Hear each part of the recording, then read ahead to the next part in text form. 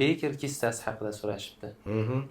Baker kistasi endi bu tizzaning osti chuqurchasida paydo bo'ladigan bo'g'imni ichidagi yog'lar bir ma'lum bir kuchlar kuch bo'lganda, qattiq o'tirib olganimizda yo bo'lmasa bir og'ir narsani ko'tarib olganimizda o'sha bo'g'imni ichidagi yog' bo'g'im ichidagi kapsulani yirtib tizza orqasiga chiqib qoladi.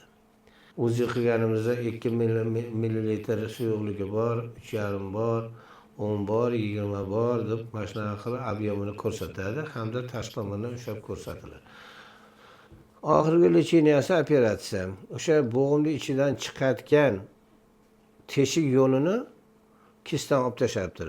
Tikib qo'yish kerak, boylab qo'yish kerak. Shu boshqa bo'g'imni ichidan yog' baqa chiqmasin. O'shaning uchun Baker kistasi bor odamlar ortopedlarga uchranglar, chiroyli qilib maslahatni olinglar. Zarurat bo'lsa o'sha narsalarni oldirib tashlash kerak bo'ladi.